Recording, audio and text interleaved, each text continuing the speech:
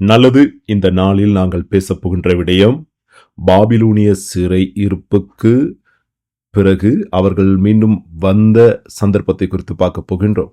பாபிலோனிய சிறையிருப்பை குறித்து நீங்கள் இப்போதும் நன்றாக அநேக தகவல்களை பெற்றிருக்கிறீர்கள். உங்களுடைய இலகுவுக்காக, நீங்கள் இலகுவாக புரிந்து கொள்வதற்காக நான் இந்த பாடத்திலே பாபிலோனிய சிறையிருப்பை குறித்தும் இயேசு கிறிஸ்துவின் வம்சவழிகளை குறித்தும் அங்கே வரைபடத்திலே உங்களுக்கு வரைந்து காண்பிக்கிறேன். நான் அதை வரைந்து உங்களுக்கு காண்பிக்க விரும்புகின்றேன்.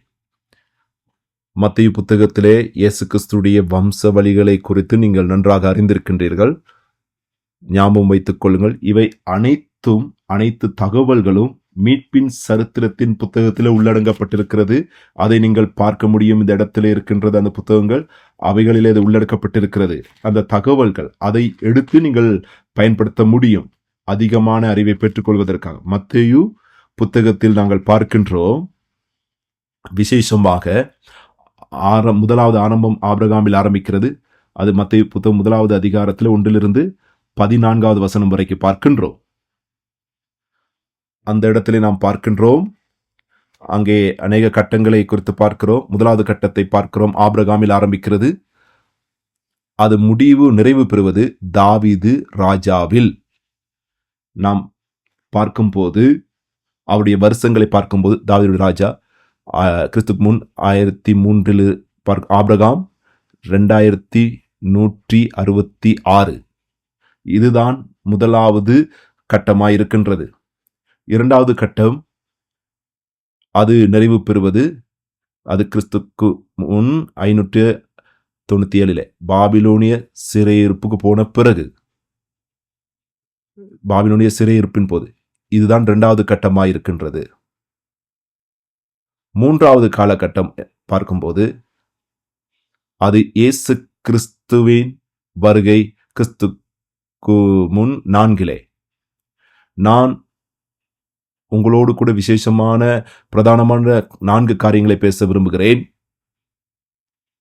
அதற்கூடாக நீங்கள் அதிகமாக புரிந்து கொள்வதற்கு முடியும் என்று இந்த முழுமையான சம்பவத்தை கற்றுக்கொள்ளும் போது நான் உங்களோடு கூட பேச விரும்புகிற காரியம்தான் இந்த காரியம்தான். ஏன் நாம் இதை குறித்து பார்க்கிறோம்? பாபிலோனிய சிறையிருப்புக்கு ஏன் அவர்கள் போனார்கள்? அதற்கான பிரதான காரணம் என்ன? சம்பவம் என்ன? 4வது, அவை அனைத்திலும் இன்று எங்களுடைய வாழ்க்கையோடு தொடர்பு படுத்தும் போது ஊழிய வாழ்க்கைக்கும் அது எவ்வாறாக தாக்கத்தை கொண்டு வருகிறது, உங்களுடைய என்னுடைய வாழ்க்கையில் இன்று சபைக்கும் இந்த தற்காலிக சபைக்கும் அது எவ்வாறாக தாக்கத்தை கொண்டு வருகிறது என்பதை குறித்து இந்த காரியத்தை பார்க்க போகின்றோம். நாம் பார்க்கின்றோம், முதலாவது பாபிலோனுக்கு அவர்கள் போகும்போது உண்மையாக கிறிஸ்துக்கு முன் 605 அவர்கள் போகின்றார்கள். அந்த முதலாவது சிறையிருப்புக்கு போகிறார்கள். அது நடைபெறுகிறது. அதன் பிறகு பார்க்கிறோம் 2வது சந்தர்ப்பம் நாங்கள் பேசினோம், 597 தான் அந்த 2வது சந்தர்ப்பம் நடைபெறுது. அதே போன்று 3வது சந்தர்ப்பத்தை பார்க்கும்போது நாங்கள் பார்க்கின்றோம், கிறிஸ்துக்கு முன் 586 இந்த சந்தர்ப்பம் நடைபெறுது. இந்த சந்தர்ப்பத்தில் தான் தேவனுடைய மாளிகையானது முழுமையாக அழிக்கப்படுகின்றது. ஆகவே இதை நீங்கள் ஞாபகம் வைத்துக் கொள்ளுங்கள். இந்த முதலாவது சிறையிருப்பு, 2வது சிறையிருப்புடைய காலம் கட்டம் 8 வருட காலம். 2வது சிறையிருப்பு, 3வது சிறையிருப்பின் காலகட்டம் 11 வருடங்கள். இவை அனைத்தும் மொத்தமாக 19 வருடங்களாக காணப்படுகின்றது. நாம் மீண்டும் பார்க்கிறோம், அவர்கள் வருகிறார்கள். பாபிலோனிலிருந்து கிறிஸ்துக்கு முன் 537 அவர்கள் திரும்பி வருகிறார்கள். 537 வருகிறார். இறுதி சிறையிருப்பின் 40 வருடத்துக்கு பிறகு அவர்கள் திரும்பி வருகிறார்கள். நாம் இங்கே பார்க்க முடியும், முதலாவது தடை வரும்போது பாபிலோனிலிருந்து அவர்கள் வந்த பிறகு அந்த 79 வருடத்துக்கு பிறகுதான் 2வது வருகை நடைபெறுகிறது.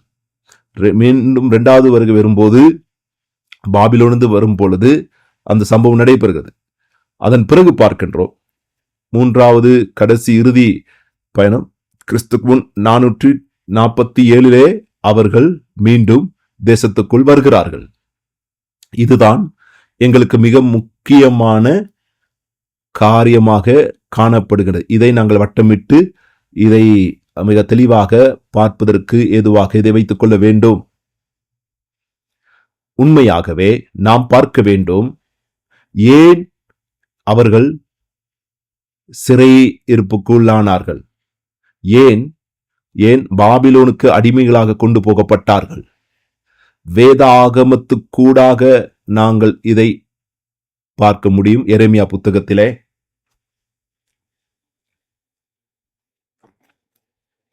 எரேமியாவின் புத்தகத்தில் நாம் இதை பார்க்க முடியும். இதற்கான பதில் என்ன என்பதை குறித்து நாம் பார்க்க முடியும். அதற்கு முன்பதாக நான் காண்பிக்கிறேன். உண்மையாக இந்த குறிப்பிட்டு காண்பிக்கிற இந்த படத்தில் நீங்கள் பாருங்கள். நான் உங்களுக்கு இதை விளங்கப்படுத்துகிறேன். இந்த காலகட்டம் தான் நான் உங்களுக்கு சொன்னதான் அந்த காலகட்டம் தான் இது இருக்கின்றது. இதை நீங்கள் நன்றாய் பார்த்துக் கொள்ளுங்கள். அவர்கள் உண்மையாக பாபிலோனுக்கு சிறையிருப்புக்கு போவதற்கு காரணம், தேவன் ஏன் அவர்களுக்கு இடம் கொடுத்தார். நாங்கள் பார்க்கிறோம், எரேமியா தான் அங்கே சிறையிருப்புக்கு முன்பதாக சிறையிருப்புக்கு பிறகும் இருந்த மிக முக்கியமான ஒரு தீர்க்கதரிசியாக காணப்படுகிறார். அவர் உண்மையாக இந்த இடத்திலே பார்க்கிறோம், இஸ்ரவேல் ஜனங்கள் தேவனுக்கு முன்பதாக செய்ததான கெட்ட காரியங்கள், கெட்ட நடத்தைகள் 2. ஒன்று, ஜீவ தண்ணீராகிய தேவனை அவர்கள் சார்ந்திராமல் அங்கே தண்ணீரை சம்பந்தமில்லாத காரியங்களை அவர் சார்ந்திருந்தார்கள். மீட்பின் சரித்திரத்தை பார்க்கும்போது இந்த கிரியையானது ஜீவனுள்ள தேவனை கைவிட்டுவிட்டு சிலை வழிபாட்டுக்கு அவர்கள் ஈர்க்கப்பட்டு போனார்கள் என்பதை தான் இந்த இடத்துல நாம் பார்க்கின்றோம். இந்த சிலை வழிபாட்டு பாவமானது மிகவும் பயங்கரமான ஒன்றாயிருக்கிறது.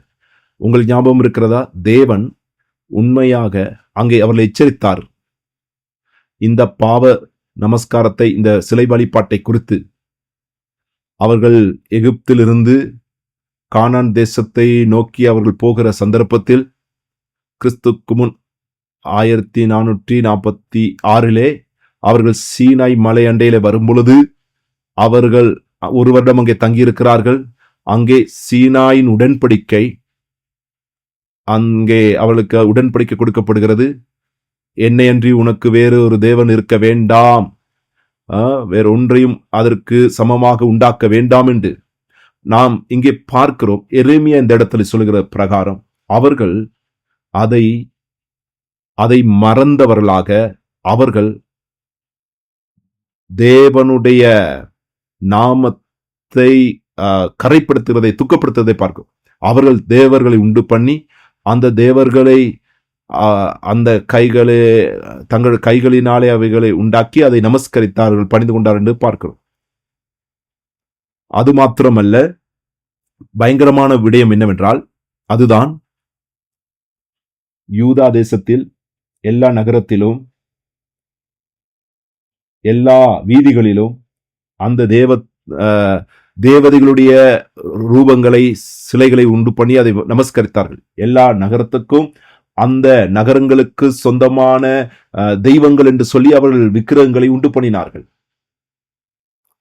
அவர்களை எகிப்திலிருந்து மீட்டெடுத்து அங்கே இடையிலே அவர்களுக்கு 10 கட்டளை கொடுத்து அந்த கட்டளை கூடாக எல்லாம் நடத்திருக்கும் போது இவர்கள் இப்பொழுது என்ன செய்கிறார்? அவருடைய முழு தேசம் முழுவதும், நகரங்கள் முழுவதும், அவங்களுடைய வீதிகள் தோறும் இப்படி சிலைகளை உண்டு பண்ணினார்கள். பாருங்கள், இப்படிப்பட்ட சந்தர்ப்பத்தில் தேவனுடைய தீர்க்க தரிசன பொருத்தனை வரவில்லை. நாம் பார்க்கிறோம், இந்த இடத்துல பார்க்கிறோம், விசேஷமாக இயேசு கிறிஸ்து பிறப்பதற்கு முன்பதாய் ஒரு அமைதி காலம் இருந்தது. எந்த தீர்க்க தரிசனமும் அங்கே வரவில்லை. இந்த சந்தர்ப்பத்தில் நாம் பார்க்கிற காரியம்,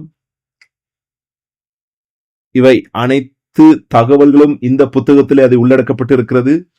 நீங்கள் இந்த புத்தகத்தை எடுத்து நீங்கள் வாசிக்கும் பொழுது அங்கே மிகவும் பெரிய அங்கே அது பெரும் ஒரு இடைவெளி காலத்தை நீங்கள் பார்க்க முடியும். இந்த இடைவெளி காலத்திலே இந்த பொருத்தடைகள், இந்த எச்சரிப்புகள் எல்லாம் அங்கே அறிவிக்கப்படுகிறது. தேவன் அவர்கள் மனம் திரும்பும் வரை எவ்வளவு காலம் அவர் காத்திருந்தார். அவர்களுக்கு காலத்தை கொடுத்திருந்தார், அவர்களுக்கு நேரத்தை கொடுத்திருந்தார். அவர்கள் செய்கிற பாவத்திலிருந்து அவர்கள் மனம் திரும்புவதற்கு நேரத்தை கொடுத்தார். என்னிடத்தில் மீண்டும் வாருங்கள் என்று அவர்களுக்கு தொடர்ந்தும் எச்சரித்துக் கொண்டே இருந்தார். இரண்டாவது பாவம், அவர்கள் ஓய்வு நாளை, ஓய்வு வருஷத்தை அவர்கள் அனுசரிக்கவில்லை. அநேக நேரத்திலே நாம் இந்த ஓய்வு நாள் என்று சொல்லும் பொழுது நாம் அவ்வளவு பெரிதாக நாம் நினைப்பது கிடையாது. ஆனால் நாங்கள் பார்க்கின்றோம், இந்த இடத்திலே தேவன் அங்கே கூறுகின்ற காரியம், ஓய்வு நாளை, அந்த நாளை அனுசரியுங்கள், அதை கொண்டாடுங்கள். சில நேரத்திலே நாங்கள் அதை மறந்து விடுகின்றோம். தேவன் அங்கே இந்த இடத்துல கூறுகிற ஓய்வு வருஷத்தை குறிப்பிடுகிறார். ஓய்வு வருஷம் என்று சொல்லும்போது 6 வருடம் வேலை செய்து கஷ்டப்பட்டு 7வது வருடத்திலே எல்லாவற்றிலும் ஓய்வெடுத்து தேவனோடு இருப்பது. இந்த காரணத்தின் நிமித்தமாக தேவனுடைய கோபம் அவர்கள் மேல் வருகின்றது. ஆகவே தேவன் பொறுத்து அவர்கள் மேல் அவருடைய கோபத்தை காண்பிக்கிறார். நாம் பார்க்கக்கூடியதாயிருக்கின்றது. அதன் பிறகு 70 வருடங்கள் அவர்கள் அடிமைத்தனத்தில் இருந்தார்கள். தேவன் அங்கே அந்நிய ஜாதியை, ஒரு தேசத்தை பயன்படுத்துகிறார் இதை செய்வதற்கு. அவர்கள் 3 சந்தர்ப்பங்களில் மிக வேகமாக யூதா தேசத்துக்குள் வந்து மனிதர்களை அவர்கள் எல்லாரையும் பிடித்து கொண்டு செல்கிறார்கள். நாங்கள் இப்பொழுது பார்ப்போம் உண்மையாகவே இவை எவ்வாறாக இந்த சம்பவம் நடைபெற்றது என்பதை குறித்து. இதை நினைத்து கூட பார்க்க முடியாத அளவுக்கு இந்த சம்பவம் நடைபெற்றிருக்கிறது. தேவன் அந்நிய ஜாதி ராஜாவை பயன்படுத்துகிறதை பார்க்கும்போது நாம் பார்ப்போம், இந்த அடிமைத்தன காலத்தில் நாம் பார்க்கக்கூடும் பிரதானமான காரியம் என்னவென்றால், அந்த பிரதானமான காரியம், முதலாவது சிறையிருப்பின் போது யோயாக்கீம் அவனுடைய குமாரன், அங்கே அவருடைய குமாரர்கள் வந்து கொண்டு போகிறார்கள். அங்கே ஆசாரிய இல்லாவட்டால் ராஜாக்களோடு சம்பந்தமாக அவர்களுக்கு சார்பாக செயல்படுகிற தானியேலை பிடித்துக் கொண்டு செல்கிறார்கள். தானியேல், எசேக்கியேல், இந்த தீர்க்கதரிசி கூடாக இந்த அடிமைத்தன காலத்திலே தேவனுடைய வார்த்தை தீர்க்க தரிசனம் அறிவிக்கிற ஒரு நபராக இவர் காணப்படுகின்றார். 2வது சிறையிருப்பு நடைபெறுவது, இஸ்ரவேல் இருக்கிற அங்கே ராஜா இருந்தால் அவருக்கு கீழாக யோயாக்கீம் ராஜாவின் மகன் அங்கே ஆளுகை செய்து கொண்டிருந்தார். அவனுடைய குடும்பம் அனைவரும் அடிமையாக கொண்டு செல்லப்படுகிறார்கள். அவர்கள் அடிமைகளாக கொண்டு போகப்படுகிறார். அவர்கள் மாத்திரமல்ல, நாம் பார்க்க முடிகின்றது, அங்கே பாதுகாப்பு பிரதானி கட்டளையிடுகிற 10,000 யூதாவுக்கு மிக சிறந்த புருஷர்களை அவர்கள் அழைத்து சென்றார்கள். நாம் இதை பார்க்கும்போது, நாங்கள் இதை வலைத்தளத்தில் பார்க்கும்போது, இந்த கட்டளையிடுகிற அந்த அதிகாரி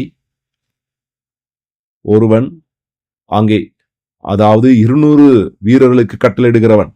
நாங்கள் இதை பார்க்கும்பொழுது, ஆக இந்த இடத்துல 10,000 கட்டளையிடுகிற அதிகாரிகள் அங்கே இருந்தார்கள். கிட்டத்தட்ட 2 மில்லியன் சேனைகளுக்கு, அல்லாவட்டால் வீரர்களுக்கு தலைவர்கள் அந்த இடத்தில் இருந்தார்கள். நாம் இந்த இடத்துல பார்க்கக்கூடியதா இருக்கிறது, அதாவது மிகவும் அதிகமாக அந்த இடத்துல அங்கே போர் சேவர்கள் இருந்திருக்கிறார்கள். நாம் இந்த பாபிலோனிய இராணுவம் என்ன செய்தார்கள்? இந்த கட்டளிடுகிற அந்த அதிகாரிகளை பிடித்து அவர்களை சிறைப்பிடித்து கொண்டு செல்கிறார்கள் பாபிலோனுக்கு. பாபிலோனிய அடிமத்தனத்திற்கு அவர்களை கொண்டு செல்கின்றார்கள்.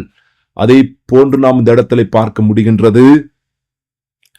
யுத்தம் செய்கிற 7000 புருஷர்கள், அங்கே யுத்தம் செய்கிற 7000 புருஷர்களை பார்க்கும்போது அவர்களை விசேஷித்த விதத்தில் அவர்கள் பயிற்சிவிக்கப்பட்டவர்கள், யுத்தத்துக்காக பயிற்சிவிக்கப்பட்டவர்கள் அவர்கள். இந்த 2வது சிறையிருப்பின் போது இது நடைபெறுகிறது. 3வது சிறையிருப்பின் போது நடைபெறுகிற காரியம் என்னவென்று பார்ப்போம். செகனியா ராஜாவின் காலத்தில் யூதா தேசத்தின் கடைசி ஆளுகை செய்த ராஜாவாக காணப்படுகிறான். பாபிலோனிய இராணுவம் அவனை பிடித்து அவனுடைய குடும்பத்தார் அனைவரையும் அவனுக்கு முன்பதாக கொன்று அழித்து அவனை மிகவும் ஏழ்மையான, அங்கே பலவீனமான, குறைபாடு உள்ள மனிதர்களை மாத்திரம் விட்டுவிட்டு மற்ற எல்லாரையும் அவர்கள் சிறைப்பிடித்து செல்கிறார்கள். இந்த இடத்தில் நாம் மிக முக்கியமான காரியத்தை நாங்கள் பார்க்கின்றோம். இந்த சந்தர்ப்பங்களிலே விசேஷமாக அங்கே நாங்கள் முன்னதாய் பேசிய அந்த எண்ணிக்கையின் படி மாறாக இந்த சந்தர்ப்பத்தில் எத்தனை எண்ணிக்கையானோர் அழைத்து செல்லப்பட்டார்கள் என்று வேதாகமத்தில் எங்களுக்கு அந்த அறிக்கையை எங்களுக்கு தரவில்லை. ஆனால் அவர்கள் வரும் பொழுது அங்கே எண்ணிக்கையை குறித்து சொல்லப்படுகிறது. அவர்கள் திரும்பி வரும் பட்சத்தில் சில நேரத்தில் நாங்கள் இதற்கூடாய் நாங்கள் பார்க்கும்போது இஸ்ரவேல் ஜனங்கள் அவர்கள் அடிமைத்தனத்துக்கு சென்றார்கள். அவர்கள் சில வருடங்களாகவே அடிமைகளாக இருக்கிறார்கள். நாம் இந்த இடத்துல பார்க்கிறோம் 3 சந்தர்ப்பங்களிலே அவர்கள் வருகின்றார்கள். இவை அனைத்தையும் நாங்கள் பார்க்கும்போது, சிந்தித்து பார்க்கும்போது உண்மையாக நாங்கள் பார்க்கின்றோம், அவருடைய இந்த பாவத்தின் விழுந்த சுபாவம், அந்த பாவத்தில் விழுந்த அதனுடைய பயங்கர பிரதிபலனத்தான் நாம் இந்த இடத்துல பார்க்கிறோம். ஆகவே நாங்கள் சபையாக, நாங்கள் தேவனுக்கு முன்பதாக சரியான காரியத்தை நாங்கள் செய்ய வேண்டும். சில நேரத்தில் நாங்கள் எங்களுடைய வேலைகள், எங்களுடைய எல்லா காரியத்திலும் நாங்கள் சரியாயிருக்கிறோம் என்று சிந்தித்துக் கொண்டு செயல்படுகிறோம். ஆனால் உண்மையாக நாங்கள் கவனிக்க வேண்டிய காரியம்தான், நாங்கள் தேவனுடைய கட்டளைகளை நிறைவேற்றுகிறவர்களாய் இருக்கிற வேண்டும்.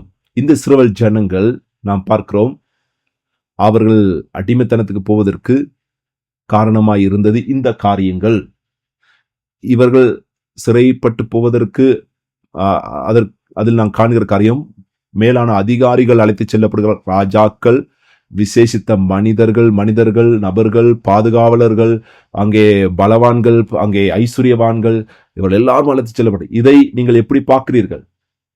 தேவனுடைய கோபம் பொதுவாக யாவர் மேலும் வருகிறதை நாம் பார்க்கின்றோம். இதுதான் தேவனுடைய முறையாய் காணப்படுகிறது. தேவன் அங்கே பகிர்ந்து ஆள் பார்த்து செய்வர் அல்ல, பொதுவாக காரியங்களை கொடுக்கிறவர். இந்த அடிமைத்தனம் 3லும் நாம் காணக்கூடியதா இருக்கின்றது. தேவனுடைய மாளிகையானது அழிக்கப்படுகிறது. அது படிப்படியாக, அது ஒவ்வொன்றாக, ஒவ்வொரு முறையாக. முதலாவது சந்தர்ப்பத்தில் நேபுகாத்நேச்சர் அவர் என்ன செய்யறார்? எல்லா ஆலயத்தில் இருக்கிற எல்லா விதமான வழிபாட்டு பாத்திரங்களையும் அவர் எடுத்து சென்றார். இந்த மாளிகையின் அனைத்து திட்டங்களும் இயேசு கிறிஸ்துவோடு தொடர்புடையவைகளாய் இருக்கிறது. இந்த மாளிகை இது கட்டப்பட்ட விதம், அதனுடைய பொருட்கள், அதனுடைய செயல்பாடு, இவை அனைத்தும் இயேசு கிறிஸ்துவின் மீட்பின் சாயலாக காணப்படுகிறது. இவை அனைத்தும் தொடர்பு படுகிறது இயேசு கிறிஸ்துவின் மீட்பின் திட்டத்திற்கு, மீட்பின் கிரியைக்கு இது தொடர்பு படுகிறது. ஆனால் இப்பொழுது இவை என்னடு? அவை அனைத்தும் நேபுகாத்நேச்சர் அந்த பாத்திரங்கள் எல்லாம் அவனுடைய மாளிகையில் அழகுக்கு வைக்க கொண்டு செல்கிறான். 2வது சந்தர்ப்பத்தை பார்க்கும்போது அங்கே தேவனுடைய மாளிகையில் இருக்கிறதான பொருட்களை, அந்த காரியங்களை கொண்டு வந்து எல்லாம் துண்டு துண்டாக உடைத்து போடுகிறதை பார்க்கின்றோம். 3வது சந்தர்ப்பத்தில் பார்க்கிறோம், சம்பூர்ணமாக தேவ மாளிகையானது அப்பொழுது இருந்த அனைத்தும் இந்த தீயினால் தீயிட்டு அழிக்கப்படுகிறதை நாம் பார்க்கின்றோம். 3வது சந்தர்ப்பத்தில் இதுதான் தேவ மாளிகைக்கு நடைபெற்ற காரியம். நாம் பார்க்கின்றோம், இவை அனைத்தும் இதற்கூடாக இஸ்ரவேல் ஜனங்கள் அறிந்து கொண்டார்கள், எங்களுக்கு இவை நடந்தது தேவனுடைய உடன்படிக்கையை நாங்கள் உடைத்தது நிமித்தம். நாங்கள் பேசினோம், தேவன் சீனாய் மலையிலே அங்கே உடன்படிக்கையை கொடுத்தார். அங்கே எரேமியா அங்கே கூறுகிறார், தேவனுடைய வார்த்தையை அவர்கள் கீழ்ப்படியவில்லை, தேவனுடைய வார்த்தை கீழ்ப்படியவில்லை என்று. அவர்கள் கீழ்ப்படியவில்லை. இந்த கீழ்ப்படியாமையின் கிரியைக்கு பதிலாக தான் அவர்களுக்கு இது நேரிட்ட காரியமாயிருக்கிறது. ஆகவே சீனாய் மலையிலே கொடுக்கப்பட்ட உடன்படிக்கையை தேவனுடைய கூடாரத்தில், அந்த கூடாரத்தை ஏற்படுத்துவதை குறித்து பேசப்படுகிறது. அங்கு உடன்படிக்கையினுடைய மத்திய ஸ்தலம் இந்த கூடாரமாய் இருக்கிறது. கூடாரத்தை ஏற்படுத்துவது. இந்த அடிமைத்தனத்திலே அவர்கள் இழந்து போன காரியம் என்ன? அவர்கள் பாபிலோனுக்கு போவதற்கூடாக தேவன் பொருத்தனை கொடுத்த தேசம் இப்பொழுது அவர்களுக்கு இல்லாமல் போகிறது. அதே போன்று தேவனுடைய அடையாளமாகிய இஸ்ரவேல் என்கிற அந்த மனித கூட்டம் இல்லாமல் போகிறது. அது மாத்திரமல்ல, தேவனுடைய அந்த அதிகாரம், அந்த ராஜரீகம் அவர்களுக்கு இல்லாமல் போகிறது.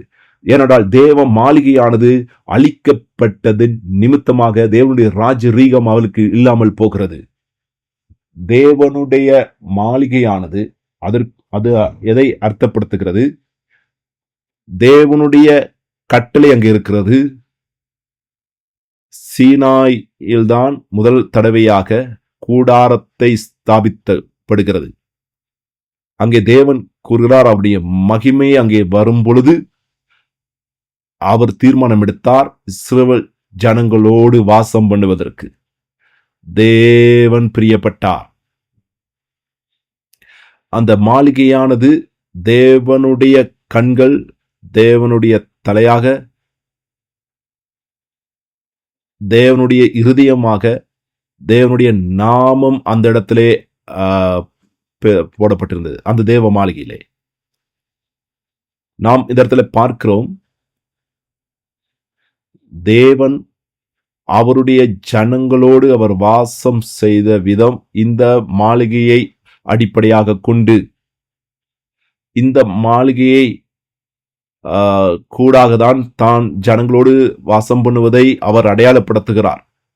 ஏதன் தோட்டத்திலே நாம் பார்க்கிறோம், தேவன் ஆதாம் ஏவாளை உருவாக்கி தேவன் அவர்களோடு ஒன்றாக இருப்பதற்கும் வாசம் பண்ணுவதற்கும் ஏதன் தோட்டத்தை அங்கே ஏற்படுத்தினார். அந்த ஏதன் தோட்டம் தேவன் ஆதாம் ஏவாளோடு கூட வாசம் பண்ணினார். அப்படி என்றால் நாம் இப்பொழுது பார்க்கிறோம், தேவ மாளிகை என்பது தேவனுடைய ஜனங்களோடு வாசம் பண்ணுவதற்கு ஏற்படுத்தப்பட்ட இடம். ஆனால் இப்பொழுது அது அவர்களுக்கு இல்லாமல் போய்விட்டது. அது அவர்கள் இழந்து விட்டார்கள். அது அக்னியினால் தீட்டு அழிக்கப்பட்டு முடிந்தாயிற்று. ஆகவே அது மிக ஒரு துர்ப்பாக்கியமான நிலை. நாங்கள் வந்ததை குறித்து பார்ப்போம்.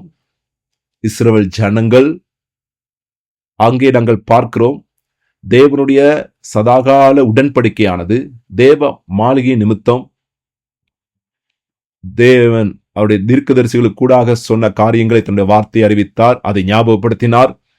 சீனாய் உடன்படிக்கையை நாம் பார்க்கிறோம், அங்கே அக்னி உடன்படிக்கையை பார்க்கிறோம். இவை அனைத்திலும் நாங்கள் பெற்றுக்கொள்கிற காரியம்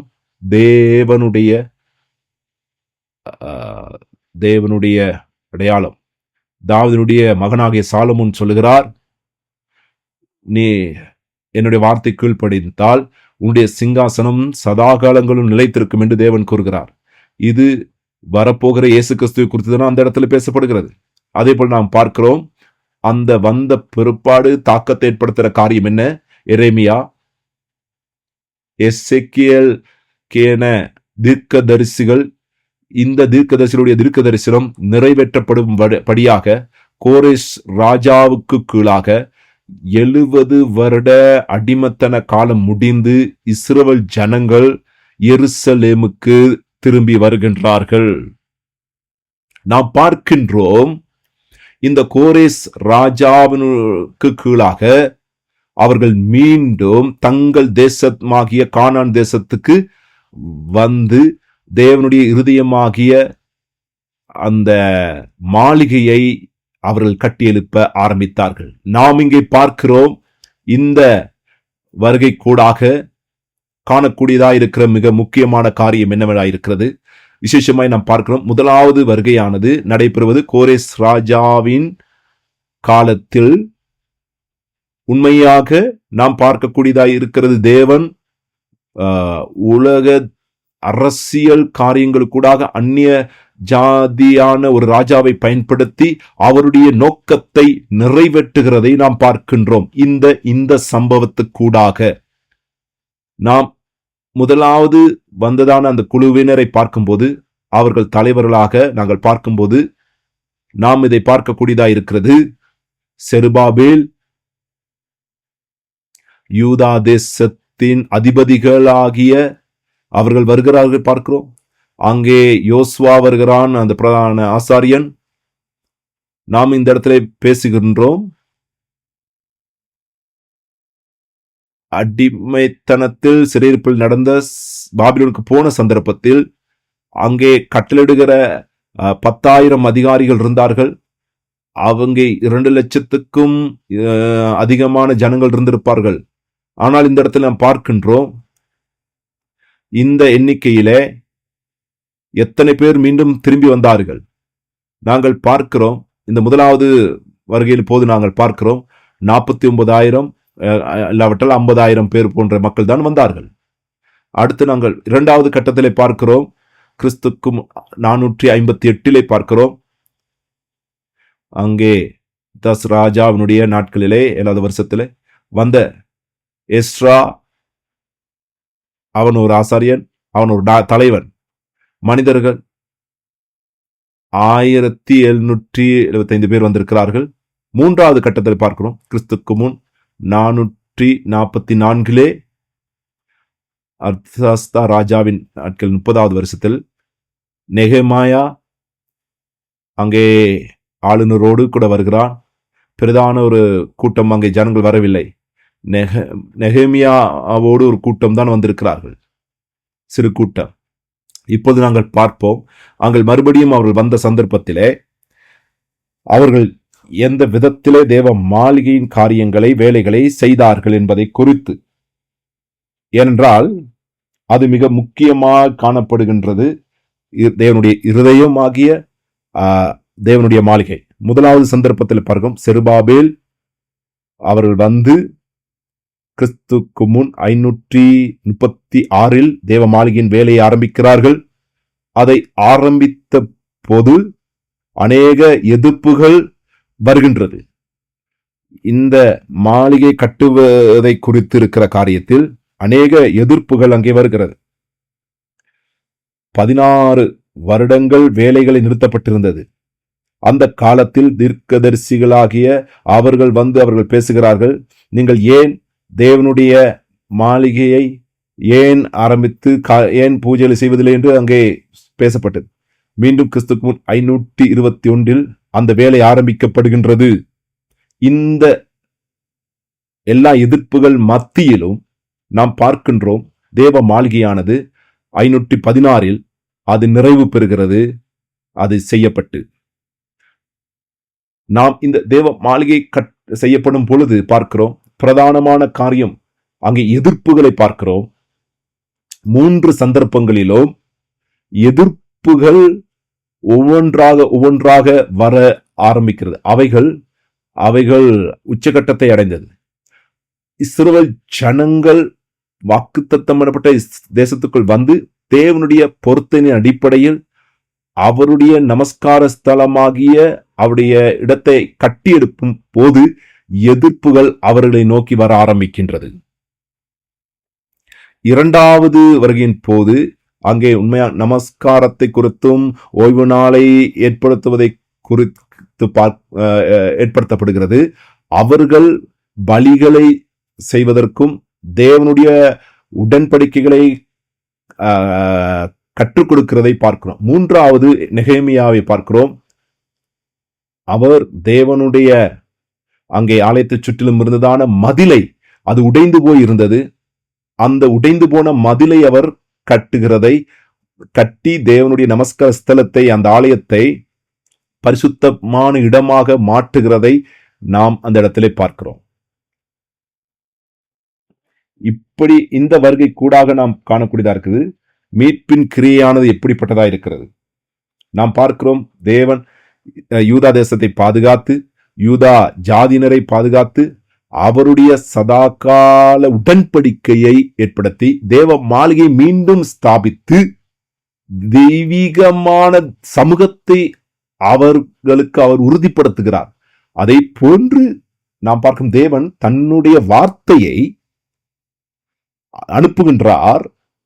நீங்கள் பார்த்தால் எசேக்கியேல், எரேமியா, அதே போன்று ஏசாயா புத்தகங்களை நீங்கள் பார்க்கும்போது நீங்கள் தொடர்ந்து பார்க்க முடியும். தேவன் அவர்களுக்கு ஞாபகமூட்டுகின்றார், நான் உங்களை மீண்டும் பரிசுத்த தேசத்துக்கு கொண்டு செல்கிற காரியங்களை குறித்து. அதை தொடர்ந்து இந்த தீர்க்கதரிசிகள் அவர்களுக்கு ஞாபகமூட்டினார்கள், இஸ்ரவேல் ஜனங்களுக்கு ஞாபகமூட்டினார்கள். இதுதான் தேவனுடைய வார்த்தை, இதுதான் அனுப்பப்பட்ட வார்த்தை. நீங்கள் மீண்டும் வருவீர்கள், நீங்கள் மீண்டும் தேசத்தை கட்டுவீர்கள்.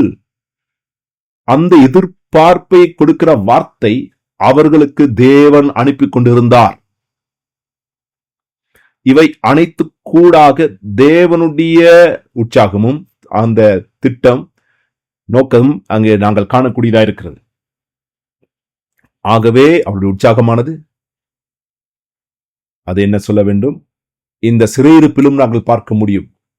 தேவனுடைய உற்சாகமானது அவருடைய மகிமையான காரியம். 3 சந்தர்ப்பத்திலும் அவர்களை நோக்கி தேவன் அங்கே எதிர்ப்புகளை அனுப்பினார். யூதா நினைத்தார்கள், நாங்கள் மட்டும்தான் தேவனுடைய பிள்ளைகள் என்று நினைத்தார்கள். ஆனால் முதலாவது சந்தர்ப்பத்தில் அவர்கள் திருந்தவில்லை. 2வது சந்தர்ப்பமும் அவர்கள் விட்டுவிட்டார்கள். இறுதியிலே பார்க்கிறோம், தேவ மாளிகை அழிக்கப்பட்டு எல்லாரும் அடிமைகளாக கொண்டு செல்லப்பட்டார்கள். கடைசி சிறை இருப்பின் போது அவருடைய உற்சாகத்தை அவர் வெளிப்படுத்துகிறார். தீர்க்கதரிசிகளுக்கு கூடாக ஆண்டவர் அதை அறிவிப்பது கூடாக மீண்டும் நீங்கள் இந்த தேசத்தை கட்டி எழுப்புவீர்கள், அழிந்து போன தேவ மாளிகையை மீண்டும் நீங்கள் கட்டி எழுப்புவீர்கள். தீர்க்க தரிசனத்தில் அவருடைய உற்சாகத்தை அவர் வெளிப்படுத்துகிறார். 3வது வருகையின் போது தேவன் கோரேசின் நாட்களிலே அந்த காரியத்தை வெளிப்படுத்துகிறார். அவனுக்கு அங்கே தேவன் ஒரு தாக்கத்தை ஏற்படுத்துகிறார். இந்த எருசலேமை கட்டி எழுப்புவதற்காக அங்கே அவனுக்கு ஒரு கட்டளை பிறப்பிக்கப்படுகிறது. தேவனுடைய மாளிகையை கட்டுவதற்கு அங்கே இருதயம் தூண்டுகிற ஒவ்வொரு மனுஷரும் அந்த தேசத்துக்குள் போய் தேவனுடைய மாளிகையை கட்டி எழுப்பபடியாக அந்த தேசம் முழுவதும் நாம் பார்க்கிறோம், காணக்கூடியதா இருக்கிறது. அது மிகவும் தேவனுடைய முழுமையான அந்த கிரியை கூடாக ராஜா அவனுக்கு கீழாக அங்கே அவனுடைய அந்த குழுக்கு மிகவும் பெரிய உதவி கிடைத்தது. எஸ்ராவின் குழுவினர் வந்து இறுதியாக நெகேமியாவுக்கும் அந்த ராஜ அனுகிரகம் கிடைக்கின்றது. ஆக இந்த 3 சந்தர்ப்பத்தை நாம் பார்க்கின்றோம். தேவனுடைய அவர் அங்கே முன்னின்று அவருடைய உற்சாகம் அவர் நிறைவேற்றுகிறதை, அவர் உண்மையாக அந்நிய ஜாதிகளாகிய ராஜாக்களை பயன்படுத்துகிறதை நாம் பார்க்கிறோம்.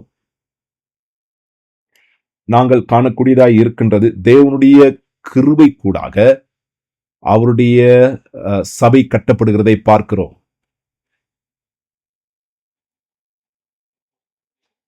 நாம் பார்க்கிறோம்,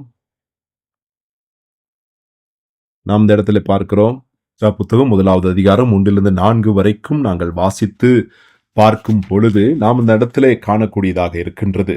அங்கே உற்சாகத்தினுடைய அறிக்கையை நாங்கள் பார்க்கிறோம். இந்த இடத்துல அவர்கள் எழுந்து அதை கட்டுவதற்கு மிகவும் ஆச்சரியமான விருப்பம் அவர்களுக்குள் காணப்பட்டது. உண்மையாக மாளிகையை அவர்கள் கட்டும் பொழுது அங்கே தேவைப்படுகிற காரியம் உண்மையாகவே அதை கட்டுவதற்கான அங்கே கட்டளை தலைமைத்துவம் அங்கே தேவைப்படுகின்றது. ஒருவர் அதை செய்வதற்காக அங்கே கட்டளையிட வேண்டியது அவசியம், கட்டளை கொடுக்க வேண்டும். அங்கு நாம் பார்க்கிறோம் அதை கட்டுவதற்கு தேவையான அங்கே மூலப்பொருட்கள் தேவைப்படுகிறது. அந்த இடத்துல நாம் பார்க்கிறோம் தங்கங்கள்,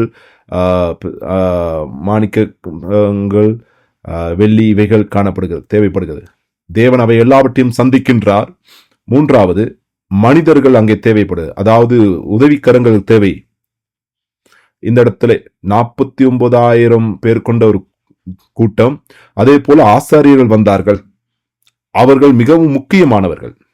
ஆசாரியர்கள் தேவ மாளிகையை கட்டி எழுப்பி அந்த தேவ மாளிகையிலே அதனுடைய காரியங்களை தொடர்ந்து முன்னெடுத்து செல்வதற்கு தேவனுடைய ஆசாரியர்கள் அங்கே தேவை.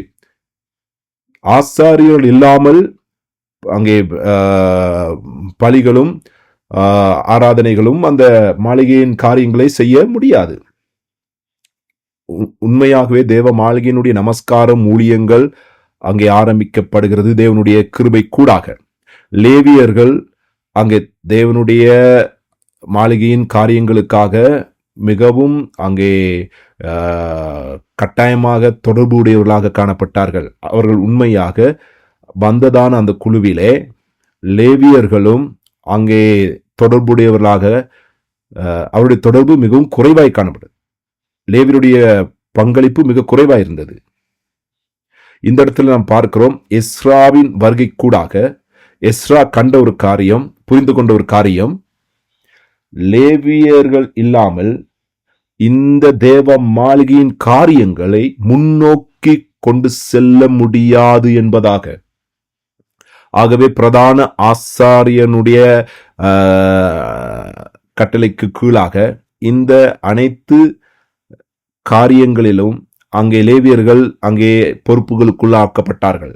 சற்று சிந்தித்து பாருங்கள். இப்பொழுது எங்கள் நடைபெறுகிற சபைகளிலே பல விதமான ஊழியங்கள் இருக்கின்றது. சிறுவர் ஊழியம், அங்கே வீட்டு சபைகள், நமஸ்கார ஊழியம் இருக்கிறது, அதே போல கற்றுக் கொடுத்தல் ஊழியம் இருக்கிறது, ஜெப ஊழியங்கள் இருக்கிறது. இவை அனைத்திலும் நாம் யார் மிக அவசியம்? எங்களுக்கு தலைவர்கள் அவசியம்.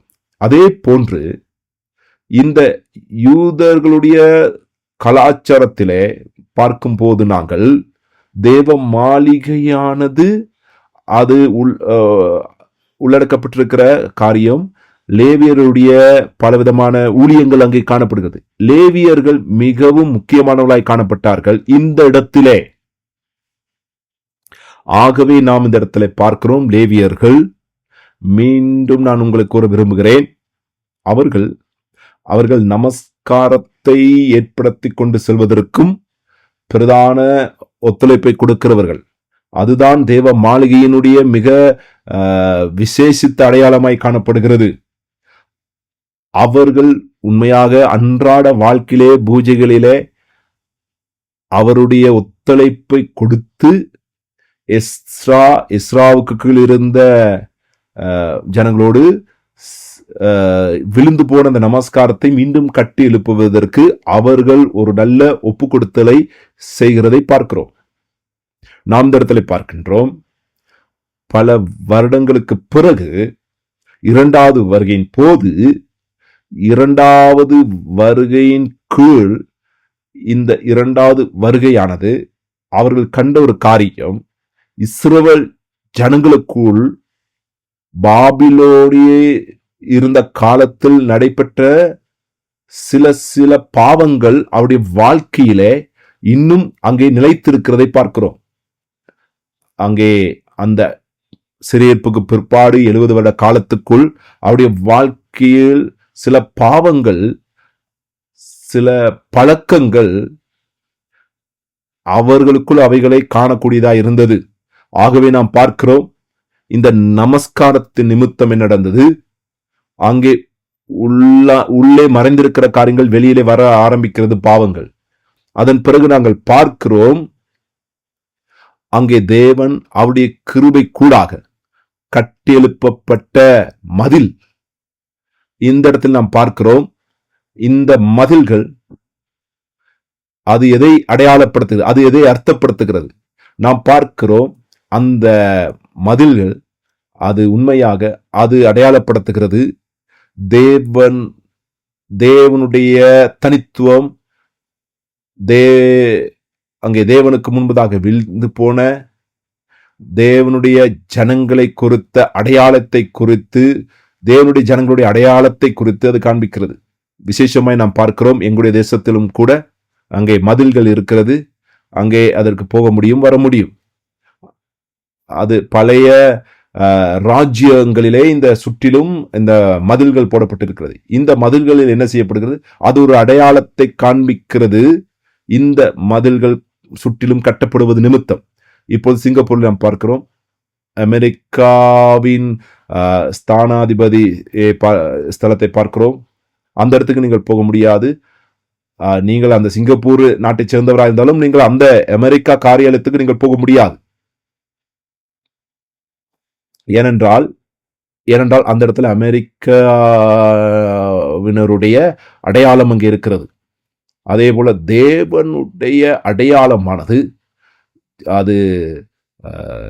அது ஒரு தேசிய அடையாளமாக இருக்கிறது. அதுபோலதான் இந்த மதில் காணப்படுகிறது. இந்த பாவமான உலகத்திலே நாம் பாதுகாப்பாக இருப்பதற்கு எங்களுக்கு தேவைப்படுவது, எங்களுடைய வாழ்க்கைக்கு ஒரு விதத்திலே இப்படிப்பட்ட ஒரு மதில் தேவைப்படுகிறது. எங்களுக்கு இப்படிப்பட்ட ஒரு மதில் தேவைப்படுகிறது. ஏனென்றால் தேவனுடைய சமூகத்தை பாதுகாத்துக் கொள்வதற்கு இந்த மதில் அன்று மிக முக்கியமானதாய் காணப்பட்டது.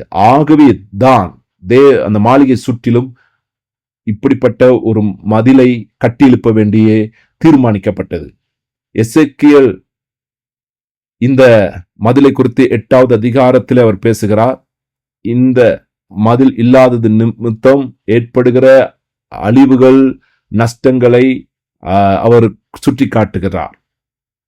இந்த மதில் இல்லாமல் போனதும் யாருக்கு வேண்டுமானாலும் அதிலே நடக்க முடியும், உள்ளே வர முடியும். அதிலே யார் வேண்டுமானாலும் அங்கே போய் அதை அசுத்தப்படுத்த முடியும். ஆகவே அவர் இந்த இடத்தை எசேக்கியேல் அங்கே காண்பித்து கொடுக்கிறார். இது தேவனுடைய மாளிகைக்காக, பலிக்காக இந்த மதிலானது, இந்த கதவானது இல்லாமையினால் நடைபெறுகிற அங்கே துர்பாக்கியத்தை குறித்து அங்கே பேசுகிறார். ஆகவே அங்கே அவர் என்னை அந்த வாசலண்டை கொண்டு சென்று நான் பார்த்தபோது அங்கே ஒரு ஓட்டை இருக்கிறதை பார்க்கிறேன். அந்த மதில் இருக்கிறதை, உடைந்து போய் இருக்கிறதை அங்கே பார்க்கிறார். அதைதான் அவர் கூறுகிறார். அப்பொழுது அங்கே மனித புத்திரனே இதை பார் என்று அங்கே அவருக்கு கூறுகிறதை பார்க்கிறார். அவர் திறந்திருக்கிற கதவை அங்கே பார்த்தேன் என்று அங்கே கூறுகிறதை பார்க்கிறோம். ஆக இந்த மதில்களிலே மனிதர்கள் போய் வர முடியும் என்பதை அந்த இடத்துல பார்க்கிறோம். இவர்கள் செய்த அந்த துக்கிரியைகளை பார் என்று தேவன் அங்கே எசேக்கியேலுக்கு காண்பிக்கிறதை நாம் பார்க்கிறோம். அந்த உடைந்த மதில்களுக்கூடாக தேவ மாளிகையிலே நடக்கிற அசுத்தங்களை பார்க்கும்படி தேவன் அங்கே எசேக்கியேலை அந்த இடத்திலே கொண்டு செல்கிறதை பார்க்கிறோம். இஸ்ரவேல் வம்சத்தார் அனைவரும் அங்கே பலவிதமான தேவனுடைய ரூபங்கள், தேவதைகளுடைய ரூபங்களே அதிலே வரைந்திருக்கிறதை பார் என்று தேவன் அங்கே அவனுக்கு காண்பிக்கிறதை பார்க்கிறோம். இதற்கான காரணம், அந்த மதில்கள் மத்தியிலே, உடைந்து போயிருக்கிற மதில் மத்தியிலே அங்கே தேவன் அவனை போகும்படி சொல்லுகின்றார். அந்த மதிலினுடைய அழிவு காரியங்களை பார்க்கும்படி அங்கே பாசானுடைய மற்றும் ஒவ்வொருத்தருடைய காரியங்களை அங்கே அந்த இடத்திலே நாங்கள் பார்க்கிறோம். மனித புத்திரர்கள், அங்கே பெரியவர்கள், மூப்பர்கள் தங்களுடைய ரூபங்களிலே காரியங்களை அந்த இடத்திலே காணக்கூடியதாய் இருந்திருக்கிறது. தேவன் அந்த தேசத்தை கைவிட்டு விட்டார் என்று அவர்கள் புலம்பிக் கொண்டிருக்கிறதை பார்க்கிறோம். இந்த மதில் இல்லாமல் போனதும் என்ன நடைபெறுகிறது என்று பார்க்கிறோம். தேவன் எசேக்கியேலை அனுப்பி இஸ்ரவேல் ஜனங்களுக்கு எச்சரிக்கிறார். இந்த விழுந்து போன மதில், அங்கே மதில்களிலே துவாரங்கள் இருக்கும் பொழுது அது எவ்வாறாக அவர்களுடைய ஆவிக்குரிய வாழ்க்கையை தாக்கும் என்பதை காண்பிக்கிறது. ஆவிக்குரிய வாழ்க்கை அழிவுக்குள்ளாயிருக்கிறது. ஆகவே நாம் புரிந்து கொள்ள வேண்டும், எங்களுடைய ஆவிக்குரிய வாழ்க்கையை சாத்தான் உள்நுழைய இடம் கொடாமல் இருக்க வேண்டும், பாதுகாத்துக் கொள்ள வேண்டும். ஆகவே நான் உங்களோடு இது தொடர்ந்து அதிகமாய் நான் பேசப் போவதில்லை இந்த சிறையிருப்பை குறித்து. ஏனென்றால் இதை குறித்து அநேக தகவல்கள் நீங்கள் கண்டுகொள்ள முடியும், பெற்றுக்கொள்ள முடியும் மீட்பின் சரித்திரம் என்கிற இந்த புத்தகத்திலே. அங்கே 300 பக்கங்களை கொண்ட புத்தகமாக இருக்கிறது. அதில் அநேகமாய் பேசப்படுவது மீட்பின் சரித்திரத்தில் அடிமத்தனத்தின் காலத்தில் அங்கே ஜனங்களை அடையாளப்படுத்தி காண்பிக்கப்படுகிறது. ஆகவே எங்களுக்கு இந்த காரியங்கள் எங்களுக்கு எவ்வாறாக அது எங்களோடு தொடர்பு படுகிறது. உண்மையாக நாங்கள் பார்க்கிறோம், ஆபிரகாமின் வம்சத்தாராக கலாத்தியர் புஸ்தகம் சொல்லுகிறது. ஆபிரகாமின் வம்சமானால் நாங்கள், எங்களுக்கு முக்கியமாக எங்களுக்கு இவை அனைத்து தகவல்களும் எங்களுக்கு மிகவும் தேவையாயிருக்கிறது.